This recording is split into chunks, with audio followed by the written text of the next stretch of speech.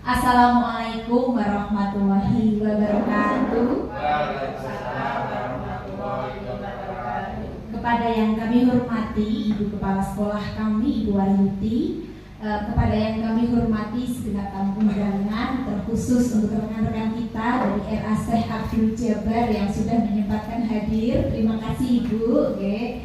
Dan tak lupa pada rekan-rekanku yang kami sayangi, kami banggakan, kami hormati pula rekan-rekan saya dari SD Negeri Bladul 2. Pertama-tama marilah kita panjatkan puji syukur kehadirat Allah Subhanahu wa Ta'ala karena atas limpahan karunia-Nya kita bisa berkumpul di sini dalam acara diseminasi aksi nyata saya pada modul 1.4 mengenai budaya positif. Tak lupa sholawat serta salam marilah kita haturkan kepada Nabi Muhammad SAW. Semoga kita termasuk umat beliau yang akan mendapat syafaatnya nanti baik di dunia maupun di akhirat. Amin Allahumma amin. Mungkin teman-teman RA sudah kenal saya ya.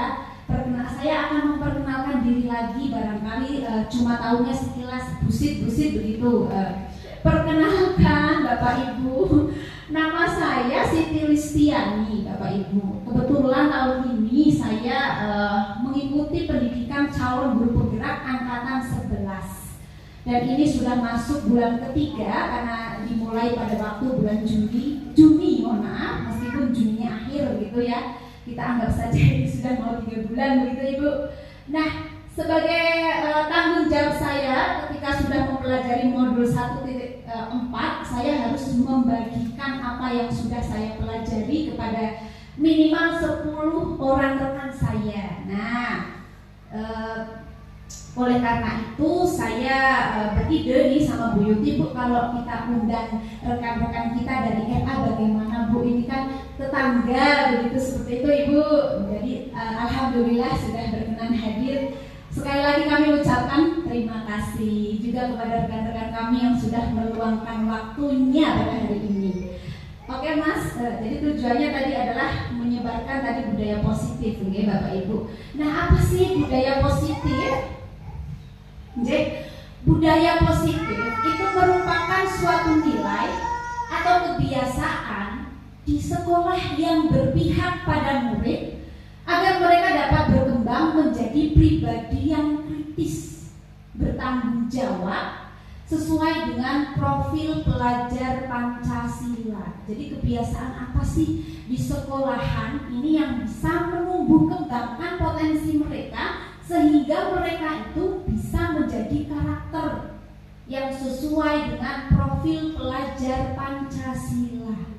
Nah, jadi nanti kita akan mempelajari apa itu budaya positif, kebiasaan-kebiasaan apa yang kiranya bisa dianggap budaya positif dan lain sebagainya, dan bagaimana sih cara menumbuhkannya di sekolahan kita. Di PMX sebenarnya sudah ada Bapak Ibu, mungkin beberapa sudah ada yang bahkan mendapatkan sertifikat topiknya. Saya yakin demikian, bahkan kalau guru-guru TKRA itu sangat-sangat itu ya Bu, ya disiplin ya Bu, bahkan sudah dikujang semua gitu ya.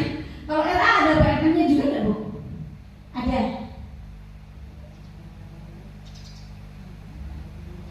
Ada yang dari Kementerian Pendidikan itu atau dari keagamaan ya, Kemenang ya. Nah, apa sih konsep-konsep budaya positif Bapak Ibu yang ingin saya bahas pada pertemuan kali ini? Ada 8 konsep Bapak Ibu. Yang pertama mengenai perubahan paradigma belajar. Kemudian ada disiplin positif, ada nilai-nilai kebajikan, kebutuhan dasar manusia, motivasi perilaku manusia, posisi kontrol guru, keyakinan kelas, dan segitiga restitusi. Kedelapan topik ini Bapak Ibu merupakan konsep budaya positif yang sangat asik untuk kita pelajari dan bisa kita terapkan kepada peserta didik kita. Oke, next Mas Fahmi. Nah, kita bermain dulu. Coba Bapak Ibu genggam tangannya, genggam tangan Bapak Ibu. Kemudian secara berpasangan coba berikan bujukan dengan kata yang halus agar teman di sebelah Bapak Ibu mau membuka kepalan tangan Bapak Ibu. Coba berikan bujukan, ayo bujukan dengan kata-kata yang halus. Dibujuk, coba ayo dibujuk. Mau dah buka tangannya? Oh.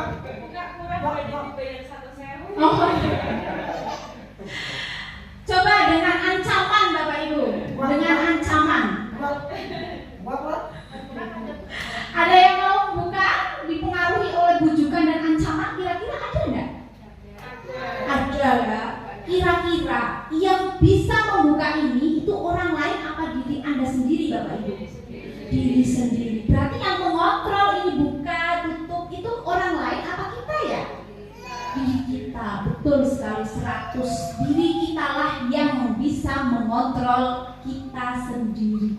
Nah, ini adalah miskonsepsi. Terkadang kita ini miskonsepsi, salah arti kepada peserta didik kita. Next Mas Fahmi. Nah, ada beberapa miskonsepsi tentang kontrol yang ini menurut Bapak William Glasser dalam teori kontrol. Nanti jangan tanya Bapak William Glasser siapa, aku juga belum pernah ketemu ya. Kenal saja tidak ya, saya kenalnya Pak Fahmi, Pak Sopan gitu kan. Ada yang pertama bahwa ilusi guru mengontrol murid. Nah sebenarnya itu hanya ilusi. Kita itu tidak bisa mengontrol orang lain. Orang lainlah yang bisa mengontrol diri mereka sendiri. Tidak mungkin ada orang yang bisa dikontrol oleh orang lain, kecuali memang orang yang dikontrol itu tidak punya pendirian. Iya enggak? Setuju ya? Jangan Pak Sopan tidak setuju nih, saya takut nih. Jadi hanya kitalah yang bisa mengontrol diri kita sendiri. Ya? Seperti itu juga pada siswa. Kita tidak bisa sepenuhnya mengontrol siswa itu. Siswa kita harus menjadi seperti apa?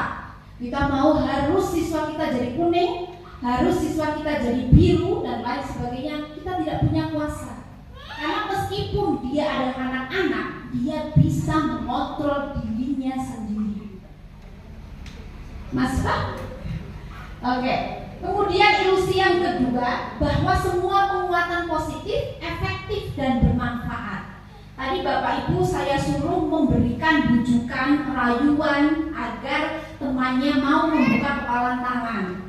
Nah itu kan merupakan sebuah penguatan positif ya. Ayo dibuka, biar nanti tak kasih 100.000. Iya kan? Nanti tak kasih gorengan tahu dan sebagainya, begitu kan? Nah itu kita berilusi bahwa bujukan, rayuan dan lain sebagainya itu bisa efektif dan bermanfaat. Nyatanya tidak Bapak Ibu.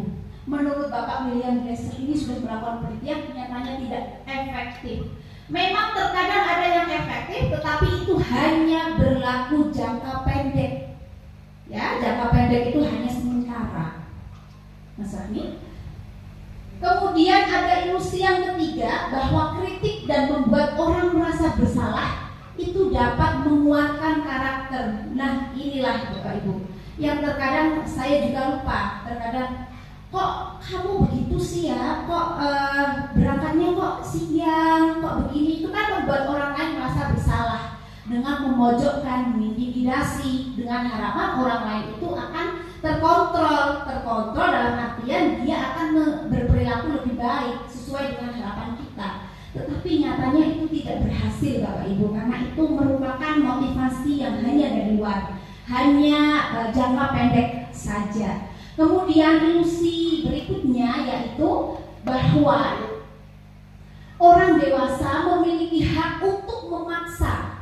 Okay? Kita orang dewasa, murid-murid kita anak-anak, kita paksa harus mau seperti ini. Kamu harus mengerjakan PR, harus berpakaian rapi, harus kita paksa, harus diam, duduk diam, anteng, jangan ubah-ubah, begitu dan lain sebagainya. Itu cuma ilusi saja. Sebenarnya yang menggerakkan mereka bukan kita, tetapi mereka sendiri. Nah, bagaimana caranya agar anak-anak, orang lain itu bisa tergerak karena dirinya sendiri? Nah, kita mau bahas membahas ini pada budaya positif. Nah, mari Bapak Ibu, kita rubah paradigma kita rubah cara pandang kita dari stimulus respon ke teori kontrol. Stimulus respon mari kita tinggalkan perlahan-lahan. Stimulus respon tadi yaitu bahwa kita bisa mengontrol orang lain. Mari kita rubah paradigma kita menjadi teori kontrol, yaitu kita sebenarnya tidak bisa mengendalikan orang lain. Jadi orang lainlah yang bisa mengendalikan dirinya sendiri. Nah, mulai sekarang mari kita rubah paradigma kita Bapak Ibu dalam melihat sesuatu permasalahan, melihat peserta didik kita rubah. Kita tidak mungkin mengatur peserta didik kita, mengontrol peserta didik kita dengan memaksa, dengan hukuman, dengan memberikan pujian dan lain sebagainya. Nanti kita akan bahas gimana ya caranya mengontrol mereka. Nah, ini mari kita ubah juga paradigma kita dari stimulus respon yang tadinya kita mencoba mengubah orang agar berpandangan sama dengan kita. Nek aku A, kamu harus A. Mari kita rubah. Nah, kita rubah, kita seharusnya berusaha memahami pandangan orang lain tentang dunia.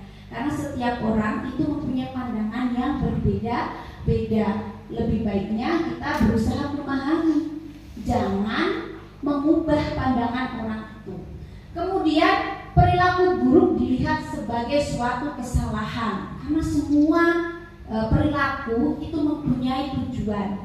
Jadi kita jangan langsung menjudge, apalagi menjudge peserta didik kita bahwa mereka itu bersalah. Kita cari dulu, tujuannya apa, alasannya apa di balik sesuatu. Kemudian orang lain bisa mengontrol saya. Kita rubah paradigma itu menjadi hanya saya yang bisa mengontrol diri saya sendiri, orang lain tidak, seperti itu, Kemudian kita berubah berpikir dari menang kalah menjadi berpikir menang menang. Jadi tidak ada yang menang, tidak ada yang kalah. Kita harus berpikir semuanya menang. Jadi sehingga ada masalah itu kamu salah, kamu kalah. Kita cari solusinya agar semuanya mendapatkan solusi. Jadi kita bisa menang menang. Ya, win-win solution. Nah, coba Bapak Ibu, ini ada pertanyaan. Ketika mendengar kata disiplin, apa yang terbayang di benak Bapak Ibu semua? Coba ayo. Mungkin Bu Rumpun, disiplin itu terbersit kata apa, Bu? Disiplin. Disiplin itu bisa bermacam-macam ya. Disiplin itu kan dari tanggung jawab, bertanggung jawab. Misalnya kita sebagai pendidik, tanggung jawab kita apa? Tanggung jawab misalnya sebagai pelajar atau murid mempunyai tanggung jawabnya apa? Itu nanti kan bisa bertanggung jawab dan disiplin. Jadi disiplin itu ya dari misalnya ketika dari hal yang terkecil, misalnya kewajiban saya sebagai pelajar itu apa? Kemudian selain itu bisa saja kewajiban saya ketika di rumah selain belajar apa, membantu orang tua dan lain sebagainya di sekolah. Kewajiban saya selain belajar misalnya apa? Terima kasih Bu Runtun, tepuk tangannya boleh untuk Bu Runtun. Jadi menurut Bu Runtun disiplin itu berkaitan dengan tanggung jawab dan apa tadi ya, kewajiban gitu ya, tanggung jawab melaksanakan kewajiban dimanapun kita berada sebagai guru, sebagai pendidik dan lain sebagainya. Ada lagi Bapak Ibu yang ingin berpendapat apa sih disiplin, Pak Sopan?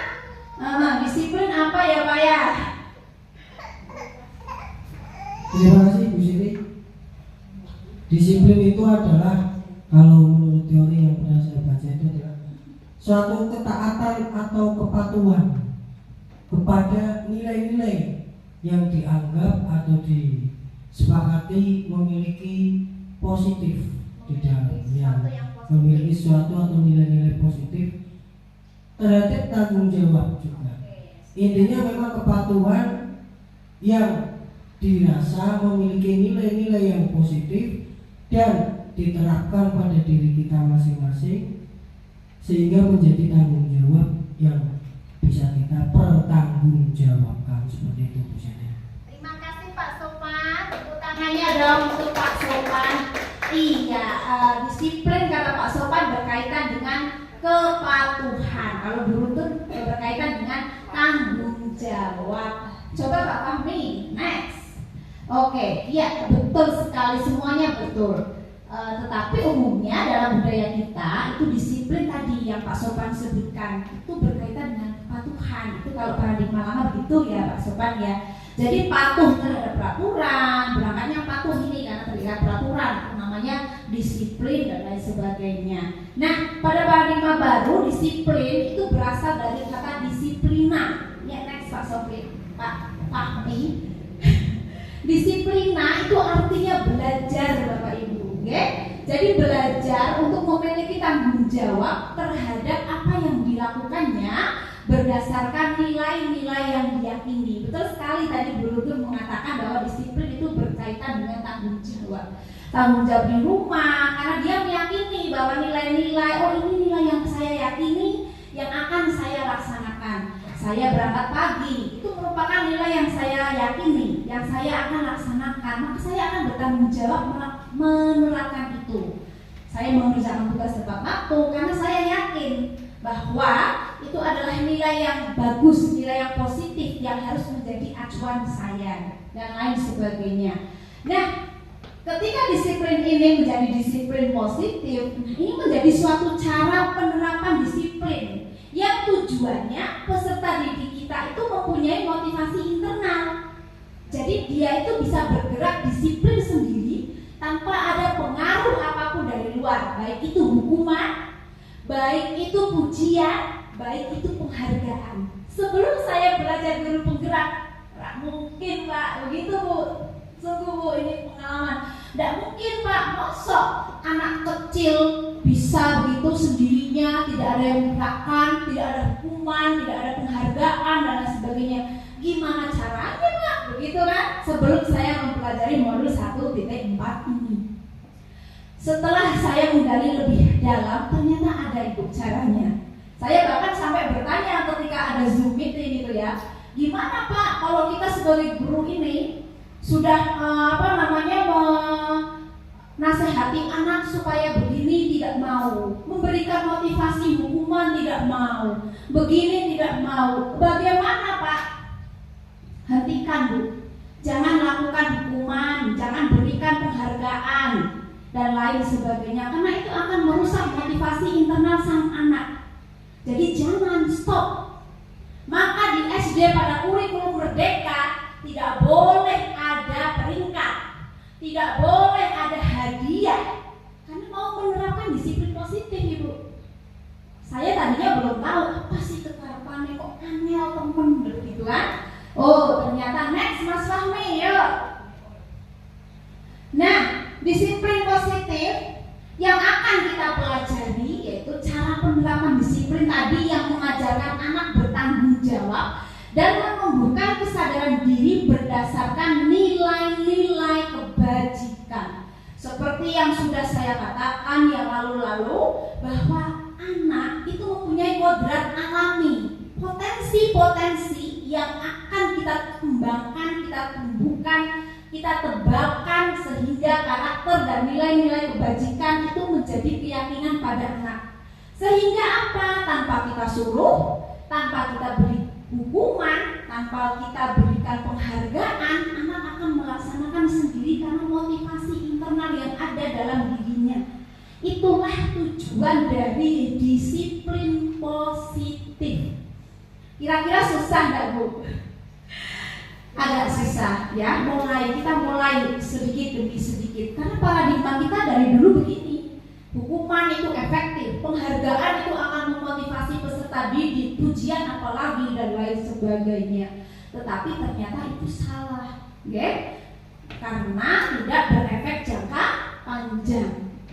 Hanya terkait dengan hukumannya, terikat dengan hukumannya. Kalau tidak ada hukuman, anak-anak akan sepele, akan lupa. Kalau tidak ada penghargaan, anak-anak akan sepele lagi, akan lupa lagi.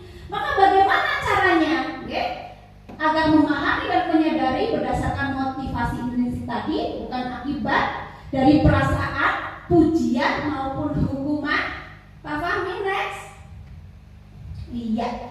Nah, sebelum itu kita belajar dulu nilai-nilai kebajikan yang sudah disepakati bersama, bahkan sudah kita gaung-gaungkan pada kurikulum Merdeka. Yang pertama ada profil pelajar Pancasila, program pendidikan dasar dan keterampilan hidup atau life skill. Nah, inilah nilai-nilai kebajikan yang diyakini kita sebagai pedoman atau dasar keyakinan kita dalam melaksanakan disiplin positif. Sepertinya tidak perlu dibaca, kan sudah tahu ini. Ada profil pelajar Pancasila, program pendidikan dasar, toleransi, rasa hormat, integritas dan sebagainya. Next, Mas Fahmi. Iya, nah sebelum itu juga kita akan belajar mengenai kebutuhan dasar manusia. Jadi yang seperti yang sudah saya katakan tadi, semua hal yang dilakukan oleh peserta didik kita itu mempunyai tujuan. Nah, tujuannya salah satunya yaitu memenuhi kebutuhan dasarnya sebagai manusia. Barangkali adalah kebutuhan mengenai kesenangan, cinta kasih, bertahan hidup, penguasaan, atau kebebasan. Misal nih, di kelas kok ada peserta didik yang mondar-mandir tidak mau diam. Berarti dia sedang memenuhi kebutuhan akan kebebasan. Dia ingin bebas, freedom begitu. Kemudian ada yang peserta didik lesu lelah, tidak bergairah. Barangkali dia sedang lapar, ya. Berarti dia ingin kebutuhan dasarnya mengenai bertahan hidup itu belum terpenuhi. Barangkali dia ini mau mencari perhatian teman-temannya, misalkan dijailin karena mau mencari perhatian biar teman-temannya itu perhatiannya berpaling pada dia, menyukainya dan lain sebagainya. Ini mengenai kebutuhan dasar yang ingin dipenuhi, mengenai cinta dan kasih sayang. Bahkan ada peserta didik yang suka sekolah karena suka dengan gurunya, Bu. Jadi bukan arti suka yang bagaimana ya, maksudnya suka aku seneng diulang iki, Bu Iki, Pak Iki, aku seneng tak maka terus. Nah itu karena peserta didik kita itu ada kebutuhan dasar kasih sayang yang ingin dipenuhi.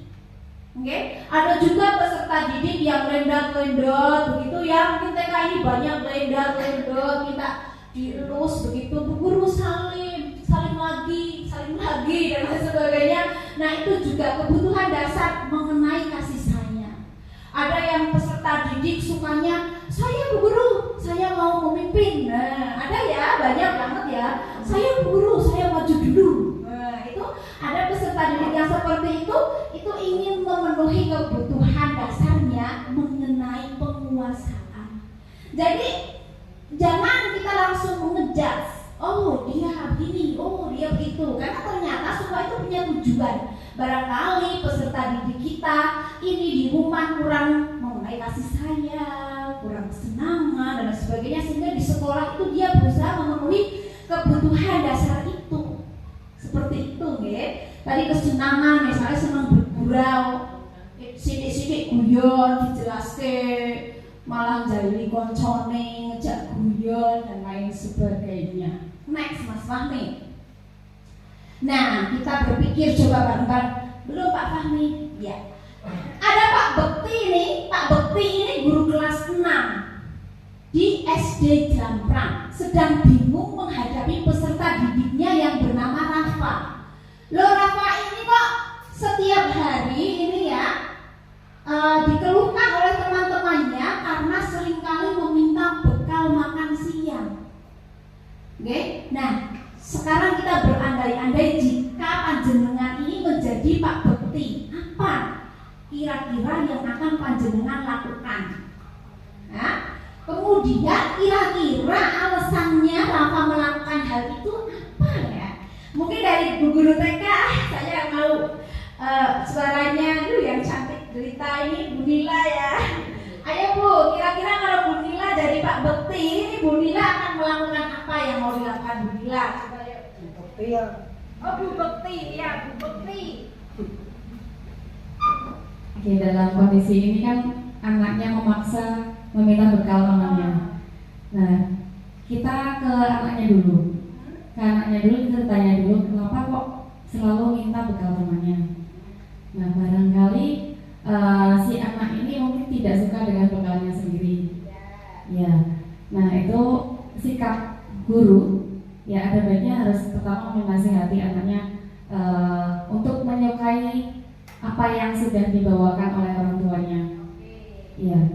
Terima kasih Bu Nila. Tepuk tangan dong yang meriah. Bu Nila, terima kasih sekali. Iya. Jadi betul sekali apa yang harus kita lakukan, yaitu pertama adalah mengkonfirmasi kepada si anak alasan dibalik perilakunya itu apa. Seperti itu. Next Pak Fahmi. Barangkali ada beberapa hal. Yang pertama, mungkin Rafa juga lapar ya Bu, karena tidak diberi bekal sama orang tuanya. Berarti dia ingin memenuhi kebutuhan bertahan hidup. Barangkali Rafa mencari perhatian temannya, karena menjahili itu kan asik ya. Barangkali berarti dia ingin memenuhi kebutuhan cinta dan kasih sayang. Barangkali Rafa ini merasa hebat karena temannya jadi takut dan menuruti keinginannya. Maka Rafa ini ingin memenuhi kebutuhan penguasaan. Barangkali seperti yang Bu Nila tadi katakan, Rafa ini bosan, tidak suka dengan bekal makanan yang dibawakan dari rumah. Berarti Rafa ini sedang memenuhi kebutuhan mengenai kebebasan. Atau barangkali Rafa ini cuma iseng dan menikmati ekspresi wajah temannya yang kesal. Berarti Rafa ini ingin memenuhi kebutuhan dasarnya mengenai kesenangan. Jadi saya yakin semua yang dilakukan peserta didik kita itu pasti mempunyai tujuan seperti itu. Nah itu diklik Pak, itu video. Nah sebelum lanjut ini ada sedikit tebak-tebakan. Jawabannya adalah bola. Aduh, masih nggak jawabannya. Gagal ini lanjut aja Miss, nggak apa-apa. Ekor sapi menghadap ke barat laut, ekornya menghadap ke mana? Ayo, ekornya menghadap kemana? Ayo, bila seekor sapi menghadap ke barat laut, ekornya menghadap kemana ya? Mana? Bawah. Yo, lanjut. Bawah betul dah. Ekor sapi menghadap ke barat laut, ekornya menghadap ke mana? Wah, lanjut Pak. Ini belum jawabannya. Ini. Jawabannya adalah bawah. Oh, bawah ya. Ekornya pasti menghadap ke bawah. Betul sekali. Ada lagi satu lagi. Pemudik selalu datang terlambat, sehingga selalu dihukum. Bagaimana caranya supaya dia tidak terlambat lagi? Ayo, bagaimana caranya supaya nggak terlambat lagi nih? Depannya B. Apa Pak? Polos. Pemudik selalu datang terlambat, sehingga selalu dihukum. Gimana tadi jawabannya Pak? Pemudik selalu datang terlambat, sehingga selalu dihukum. Bagaimana caranya supaya dia tidak terlambat lagi? Oh ini jawabannya ini. Coba kita. Jawabannya adalah bawah. Ya, bolos. Jangan sampai ya Pak, jika murid kita terlalu terlambat terus dihukum akhirnya bolos. Maka menghukum ini jangan. Dalam budaya positif menghukum no, ya? No. Nah, jangan ya Pak ya, jangan ya Bu ya. Nah, jadi tadi menghukum itu jangan nanti kalau murid kita bolos terus gagal. Nah, ada beberapa teori motivasi Bapak Ibu, kita lanjut ke sini ya. Ada 3. Jadi motivasi karena takut dihukum, motivasi karena ada imbalan atau penghargaan, dan yang paling bagus itu adalah untuk menghargai diri sendiri. Inilah tujuan dari disiplin positif Bapak Ibu. Jadi motivasi karena hukuman itu masih motivasi eksternal. Motivasi karena imbalan itu masih motivasi eksternal. Yang akan kita capai pada tujuan disiplin positif yaitu motivasi internal karena menghargai diri sendiri. Nah, yuk next Pak Fahmi. Nah, nggak kelihatan ini ya. Ini hukuman dan sanksi. Iya, Rek, seru banget. Nah, ada hukuman, ini membuat sesuatu yang menyakitkan. Ini kadang kita lupa, Bapak Ibu, dihukum di depan teman-teman itu sebenarnya peserta didik kita itu merasa malu, merasa sakit hatinya, merasa dipermalukan oleh gurunya, oke? Kemudian, iya. Jadi selain hukuman itu ada sanksi itu ada konsekuensi. Jadi kita bisa memilih Bapak Ibu antara melakukan hukuman atau melakukan konsekuensi. Yang paling tinggi ada yang namanya restitusi. Oke? Ada restitusi. Lanjut aja Pak, karena tidak kelihatan, biar cepet, oke? Nah, selain hukuman tadi yang menyakitkan, membuat anak malu, ternyata Bapak Ibu, penghargaan juga menghukum. Nih judulnya dihukum oleh penghargaan. Menurut Bapak Cohen, jangan tanya Bapak Cohen itu yang mana Bu, saya juga tidak tahu. Bapak Cohen itu siapa Pak Bapak Cohen? Ini ada beberapa pengaruh buruk penghargaan. Yang pertama, penghargaan hanya membuat seseorang melakukan sesuatu dalam jangka waktu pendek. Jadi ini juga pengalaman saya pernah melakukan ini di kelas. Jadi menempelkan bintang ketika anak-anak misalkan dapat nilai 100 dan lain sebagainya. Nah, ketika suatu hari saya tidak memberikan bintang, motivasinya turun Bu. Tidak mau bu guru berarti kayak bintang itu pernah. Kemudian yang kedua pengaruh buruknya juga, jika tidak mendapatkan penghargaan ini anak-anak akan merasa kecewa. Kok aku orang itu ya, kecewa Bapak Ibu. Jadi motivasinya sebentar saja, kecewa. Kemudian penghargaan ini juga akan merusak hukuman. Barangkali guru itu dapat penghargaan, Pak Nikon tidak. Pak Nikonnya iri. Akhirnya hubungannya Pak Nikon dan guru itu rusak, senengan, ora takon, begitu deh. Jangan ya Pak ya. Itu hanya ilustrasi, oke? Kemudian penghargaan itu menghukum mereka yang tidak mendapatkan penghargaan. Mereka akan merasa rendah diri. Kok kayak oleh aku ora. Padahal tujuannya kita mau memotivasi. Aku Pak tiru kayak tapi terkadang anak-anak berpikir kok aku tidak dapat ya, sedangkan dia dapat. Akhirnya sedih, kecewa dan merasa rendah diri. Oh, karena aku bodoh. Oh, karena aku ini dan lain sebagainya. Nah, maka penghargaan ini juga bisa menghukum. Tidak hanya hukuman saja, penghargaan juga bisa menghukum. Next, Mas Fahmi. Nah, coba kita lihat tadi hukuman itu kan sesuatu yang dilaksanakan begitu ya. Tiba-tiba satu arah dari gurunya saja. Kamu cepat, karena kamu nggak pakai sepatu ngepel seombone SD, begitu kan? Anak-anak tiba-tiba, begitu kan? Tapi kalau konsekuensi itu sudah dibicarakan sebelumnya. Misalkan, jika saya tidak mengerjakan PR, kita buat konsekuensi yuk.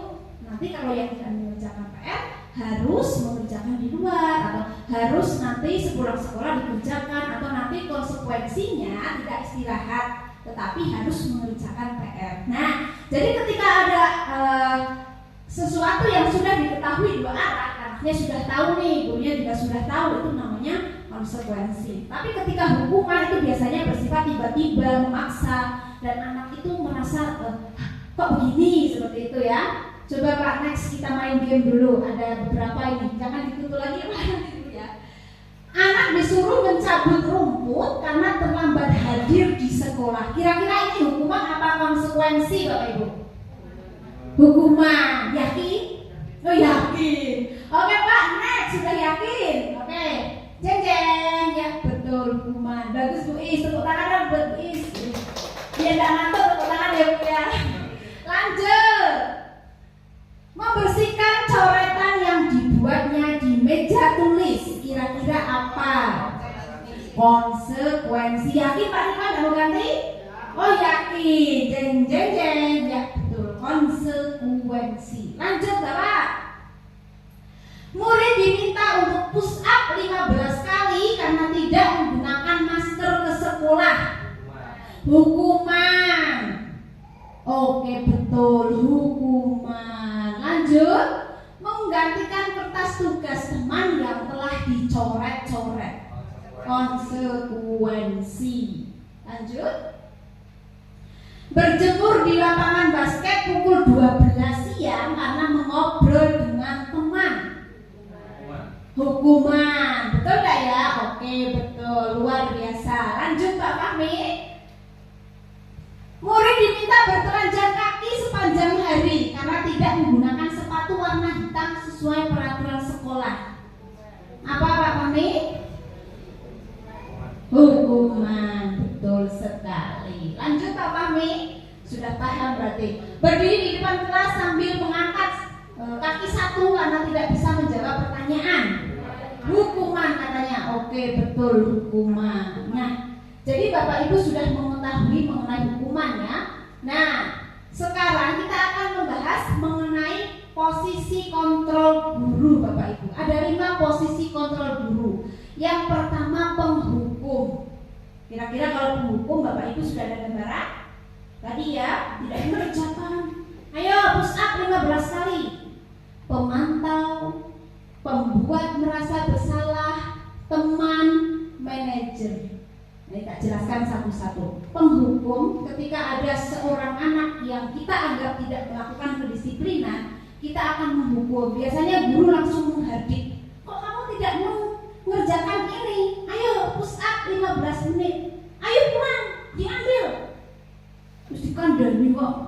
Ayo dicabut rumputnya. Nah ini masih ya. Nah ini sedikit demi sedikit ya Ibu ya. Kalau langsung kan tidak mungkin ya. Giginya rogol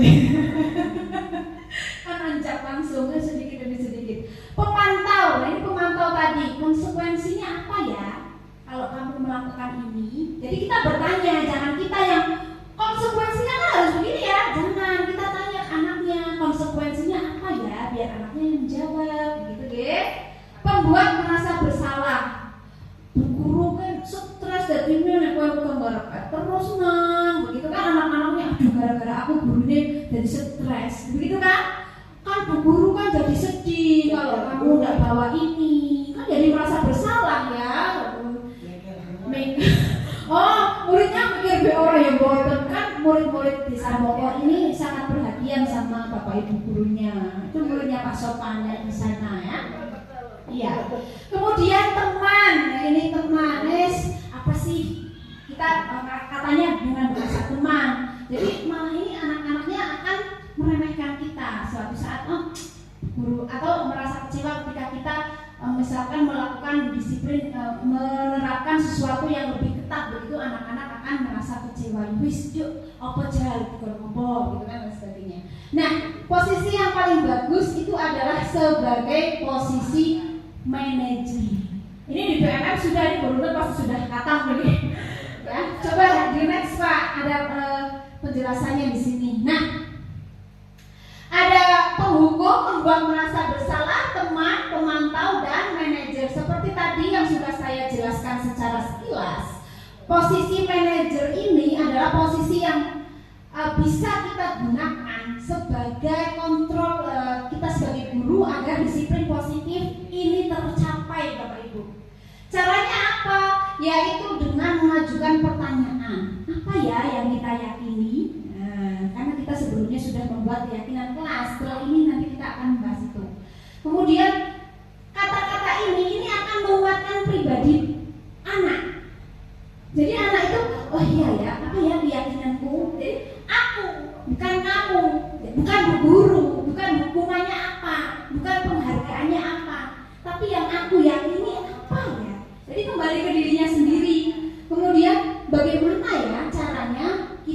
memperbaiki masalah. Jadi ada diskusi dua arah. Tidak guru yang selalu melulu menuntun, berarti kamu harus begini, berarti kamu tidak boleh begitu. Tapi kita buka diskusi. Apa sih keyakinan kita? Apa sih yang kamu yakini? Kira-kira nih untuk memecahkan masalah ini, apa ya yang harus kita lakukan? Apa ada sedikit yang masuk, Bapak Ibu? Begitu? Manajer ada sedikit gambaran, maksud saya ada ya. Berbeda dengan tadi penghukum. Kalau kamu tidak melakukannya, awas ya, rasakan. Itu anak merasa terintimidasi.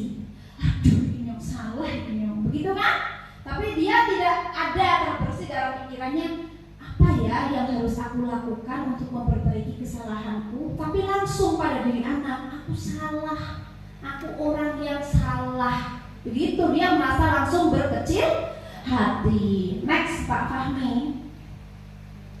Nah, ini ada pernyataan-pernyataannya. Saya kecewa sekali dengan kamu.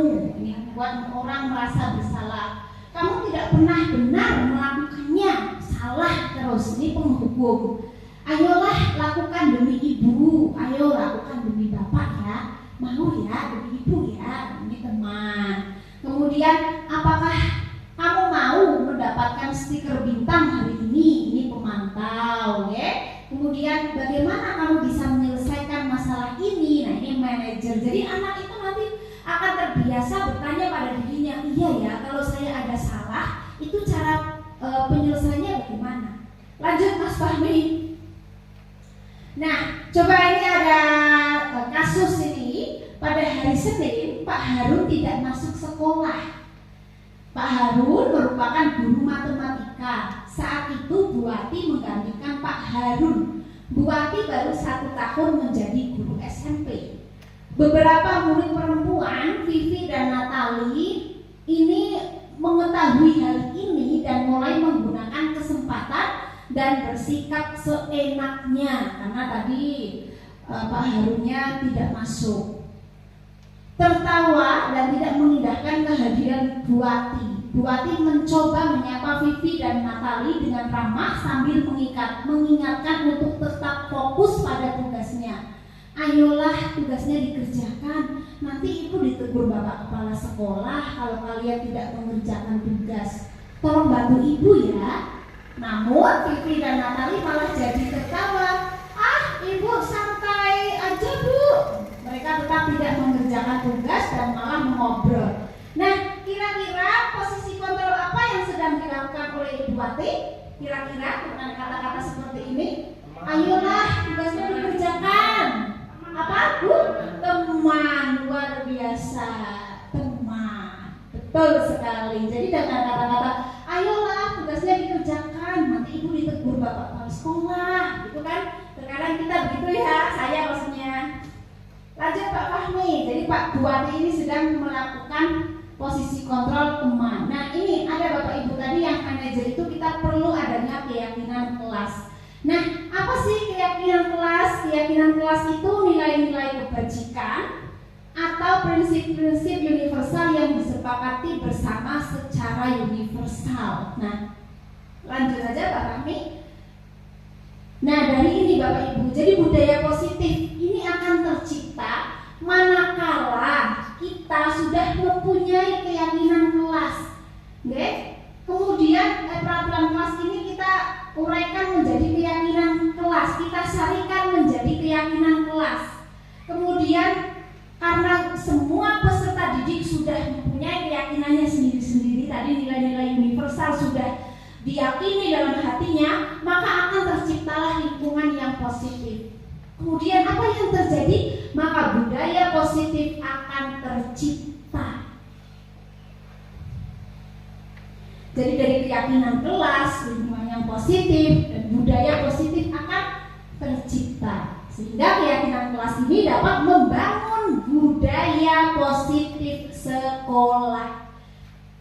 Bukan berarti jawabannya cuma satu bu, untuk melakukan keyakinan kelas itu yaitu budaya positif itu keyakinan kelas, tidak sesederhana itu. Jadi keyakinan kelasnya itu harus berjalan.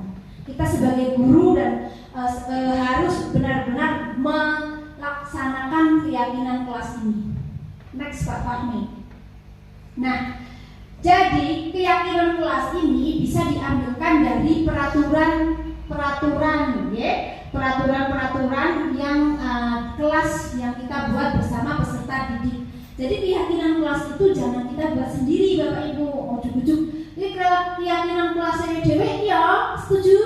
Nanti bocah-bocah yang baru ngertos, tapi kita ajak diskusi, ajak curah berpendapat dari apa yang mereka harapkan dari kelasnya, peraturan seperti apa yang kira-kira disepakati di sekolah di kelasnya. Nah, kita sarikan peraturan-peraturan harapan-harapan mereka itu menjadi sebuah keyakinan. Jadi keyakinan itu bersikap lebih abstrak, lebih luas.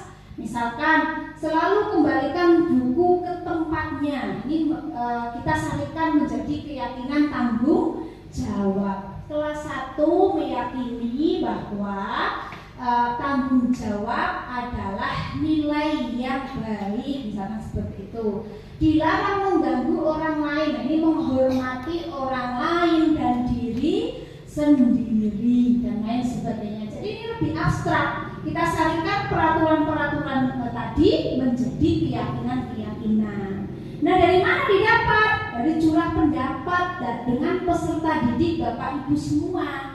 Jangan ujuk-ujuk langsung ada kegiatan kelas gitu ya. Tapi kita harus melakukan curah pendapat dulu, Pak Fahmi, atau diskusi tadi ya. Nah, pembentukan keyakinan kelas ada beberapa langkah Bapak Ibu. Keyakinan kelas tadi bersifat lebih abstrak. Keyakinan kelas berupa pernyataan universal. Pernyataan keyakinan kelas dibuat dalam bentuk yang positif. Jadi tidak boleh ada kata negatif pada keyakinan kelas yang kita buat. Oke? Dan lanjut, semua warga kelas ikut berkontribusi dalam pembuatan keyakinan kelas lewat kegiatan curah pendapat seperti yang saya sebutkan tadi. Jadi keyakinan kelas itu jangan ujuk-ujuk, karena semua anak harus berpartisipasi dalam membuat keyakinan kelas. Semua anak harus tahu apa keyakinan kelas mereka. Lanjutkan Pak Fahmi. Nah, ini contoh pembentukan keyakinan kelas. Ini bisa Bapak Ibu gunakan pada modul PMM disiplin positif. Jadi kalau di PMM itu ada modul disiplin positif. Ini nanti akan saya bagikan link Canva-nya Bapak Ibu sebagai oleh-oleh. Nanti bisa diubah foto-fotonya, diganti warna slide-nya, langsung unggah. Ini saya sudah dapat sertifikat 1 kan pelayan begitu. Lanjut, ini isinya bagaimana? Seperti ini, cuma sederhana saja. Jangan terlalu ribet, jangan dibayangkan aku harus begini begitu, tidak usah. Ini saya pertama menjelaskan anak-anak hari ini kita mau bikin keyakinan kelas, nilai-nilai yang akan kita yakini sebagai pedoman kita melaksanakan budaya positif. Di foto jebret, boleh kayak foto gitu ya. Terus lanjut, anaknya akan menulis kira-kira apa sih harapan kamu, kira-kira apa yang tidak kamu sukai, kira-kira apa yang kamu sukai. Ketika nulis di foto jebret udah 2 aja, ya lanjut. Kemudian ada lagi, terus anak-anak menempelkan, ditempel di papan tulis, boleh. Atau kan sekarang ada sticky note ya, karena tidak beli ya pakainya ini HVS tak potong-potong begitu Bu ya. Sederhana saja, jangan terlalu ribet yang begini begitu, tidak usah. Pas anak foto di foto jebret. Jadi deh, nah ini setelah semua ditempel kita diskusikan lagi. Oh, misalkan Mbak Lala tidak suka kalau kelasnya bersih, aku tidak suka kalau kelasku ramai karena aku tidak konsentrasi. Oh, misalkan ada lagi Mas Alwi, di sini ada Mas Alwi tapi tidak kelihatan. Waktu kelas 5, ini kelas 5 dulu, kalau kelas 5 yang sekarang tidak saya foto karena saya sudah dapat sertifikatnya. Jadi ada maksud terselubung ketika saya melakukan sesuatu gitu kan ya. Nah ini misalkan saya tidak suka kalau kelasnya kotor dan lain sebagainya. Anak-anak itu akan lebih jujur, kata-katanya manis-manis Bapak Ibu. Aku tidak suka kalau temanku kentut di kelas, itu juga ada loh Bu, Mas Huda gitu. Aku tidak suka kalau temanku kentut di kelas oleh baru, begitu ada. Karena bahasanya itu lah dari ketidaksukaan mereka, kesukaan mereka kita sarikan menjadi Mas Fahmi. Nah, kita sarikan menjadi keyakinan. Ini kita sarikan menjadi keyakinan, menjaga kebersihan kelas, menjaga kedamaian kelas, mematuhi kesepakatan yang telah dibuat. Nah, setelah ini saya buat template-nya di Canva. Tak buat nih ya. Kemudian tak cekrek, tak tempel bareng anak-anak. Lanjut Mas Fahmi. Setelah itu tak tempel, anak-anak tak suruh cap jempol semuanya. Karena kan ini keyakinan kita semua. Jadi kalau kamu sudah cap jempol, artinya kamu sudah setuju begitu. Artinya kamu sudah meyakini nilai-nilai ini. Nah, cap jempol kan lebih, waduh, cap jempol ya. Nah, terus saya pajang di kelas supaya semuanya melihat, oh iya ini keyakinan kelas kita ini. Nah, lanjut Pak Fahmi. Oke Bu. Nah, setelah keyakinan itu, kelas itu kita buat, ini kita akan menerapkan yang namanya segitiga restitusi. Ada yang pernah dengar segitiga restitusi? Kalau beruntung pasti ini. Tadi kan ada penghukum, ada pemantau, dan yang terakhir restitusi. Nah, restitusi inilah Bapak Ibu alat kita atau cara kita, metode kita untuk menerapkan budaya positif di sekolah kita. Lanjut Mas. Melalui restitusi ini guru akan membantu murid menjadi lebih memiliki tujuan, disiplin positif, serta memulihkan dirinya setelah berbuat salah. Karena terkadang ketika kita berbuat salah itu rasanya tidak enak. Rasanya kita menjadi rendah diri. Iya enggak Bapak Ibu? Aku orang yang bersalah. Berarti aku tidak sama seperti temanku. Temanku orang yang suci, aku orang yang salah dan sebagainya. Nah, ini juga membantu murid untuk jujur pada diri sendiri dan mengevaluasi dampak dari kesalahan yang dilakukannya. Kemudian memberikan penawaran, bukan paksaan. Inilah restitusi. Restitusi inilah yang akan menjadi metode kita dalam menerapkan budaya positif selain tadi keyakinan kelas. Dilanjut Mas. Nah, segitiga restitusi ini ada 3 Bapak Ibu, makanya dinamakan segitiga. Kalau 4 segi 4 ya. Yang pertama adalah ini boleh ini dulu ya, tapi jangan ini dulu.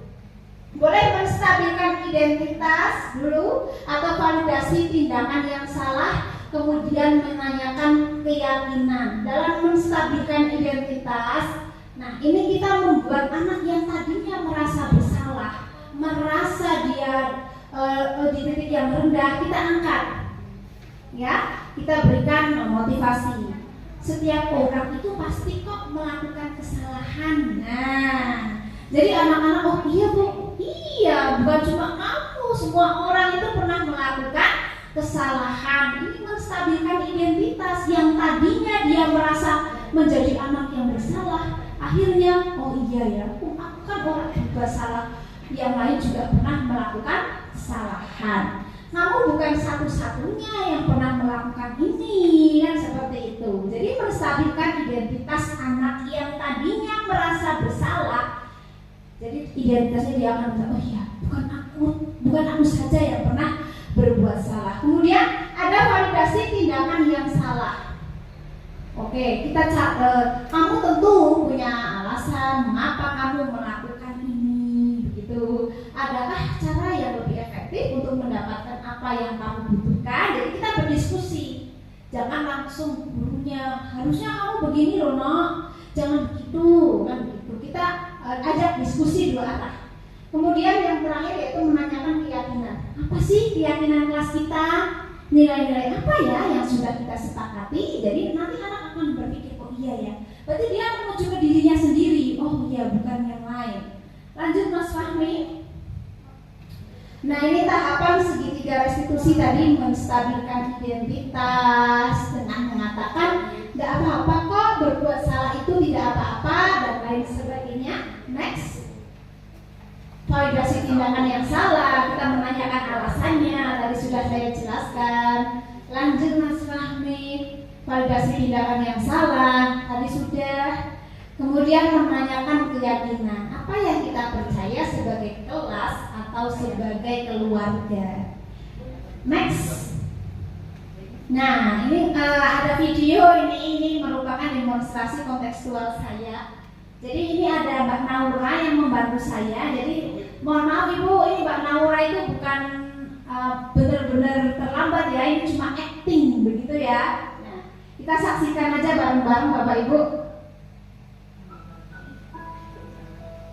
Itu Mbak Naura Carey gitu ceritanya. Tapi kurang menghayati Carey kok orang guyu. Guyu wis apa-apa, sudah bantuin. Irsyad guyu. Mbak Naura sudah istirahat dulu tadi ya. Saya panggil ini ya. Oke, Mbak Naura tahu nggak? Mbak Naura bertumpang ke sini itu untuk apa? Udah tahu. Oke, tapi Mbak Naura tadi pagi berangkatnya jam berapa? Jam 7.15. Oke, kelas kita masuknya? Oh, jam 7. Berarti Mbak Naura apa? Oh, terlambat. Kita pancing jangan langsung. Mbak Naura tadi terlambat ya? Ya, kalau belum mengamali dipancing biar anaknya yang jalan sendiri. Dari yang duduk perbuatan yang salah itu ya. Oke, Mbak Naura, semua orang di dunia ini pernah melakukan kesalahan. Stabilkan identitas. Dulu pernah terlambat datang menghadiri suatu acara. Jadi berbuat salah itu tidak apa-apa. Mbak Naura dipanggil ke sini untuk mencari solusi dari permasalahan tadi Mbak Naura terlambat. Oke, kalau boleh tahu alasannya apa ya Mbak Naura kok bisa datang terlambat di sekolah? Validasi tindakan yang salah ya. Nonton YouTube terus tidurnya malaman. Berarti nonton YouTube tidurnya malaman. Setelah itu apa? Setelah tidur malaman. Nah, jadi bangunnya kesiangan ya. Jadi berangkatnya terlambat. Oke, Mbak Naura masih ingat nggak keyakinan kelas kita? Apa itu? Oh, tepat waktu dan disiplin. Jadi kita harus berangkatnya tepat waktu, kemudian disiplin, gitu ya Mbak Naura ya. Nah, Bu Guru bertanya sama Mbak Naura, kira-kira biar kita melaksanakan keyakinan itu disiplin dalam tepat waktu, berangkatnya tidak terlambat. Kira-kira solusinya apa ya Mbak Naura? Tidurnya tidak kemalaman. Oh, tidurnya tidak kemalaman. Terus? Oh, dibangun sama ibu biar bangunnya lebih pagi. Terus ada lagi nggak kira-kira?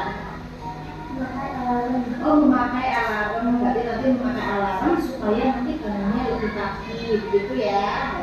Kalau bisa sebelum itu ya, jadi nanti bangun pagi, sholat subuh, terus siap-siap nggak ke sekolah. Jangan lupa sarapan juga ya. Oh iya, terus Mbak Naura mau mulai kapan itu mau dilaksanakan? Mau tidurnya tidak terlalu malam, mau bangunnya lebih pagi, pasang alarm itu mau mulai kapan? Mau mulai nanti. Oh nanti, oke bagus. Berarti nanti mulai hari ini Mbak Naura sudah mau berniat agar tidurnya lebih tidak malam, bangunnya lebih pagi begitu ya. Oke, supaya nanti berangkatnya apa Mbak Naura? Tidak kesiangan, jadi tidak terlambat begitu ya. Oke, sepakat ya atau setuju? Iya, terserah. Iya, jadi mulai hari ini Mbak Naura akan bangun lebih pagi, tidurnya tidak kemalaman. Oke, terima kasih Mbak Naura, dilanjutkan untuk istirahat. Nah itu sekelumit segitiga restitusi yang saya demonstrasikan ya. Dan sudah berakhir. Jadi kesimpulannya, bagaimana budaya positif bisa tercipta di kelas kita? Kita lakukan restitusi. Bagaimana kalau restitusi pertama gagal, restitusi kedua, ketiga bagaimana? Kedua gagal, ketiga bagaimana gagal, keempat dan seterusnya sampai motivasi intrinsik dari peserta didik kita itu akan tumbuh, muncul seperti itu Bapak Ibu. Mungkin cuma itu yang bisa saya sampaikan. Saya menyadari bahwa bahwa banyak sekali kekurangan dan lain sebagainya, apalagi kesalahan dan sebagainya. Oleh karena itu saya mohon maaf kepada Bapak Ibu semua, jika ada kurang-kurangnya, jika ada kesalahan-kesalahan dalam penyampaian dan lain sebagainya. Dan saya ucapkan terima kasih sekali lagi kepada Bapak Ibu yang sudah berkenan untuk hadir pada acara diseminasi saya hari ini. Akhir kata, wassalamualaikum warahmatullahi wabarakatuh.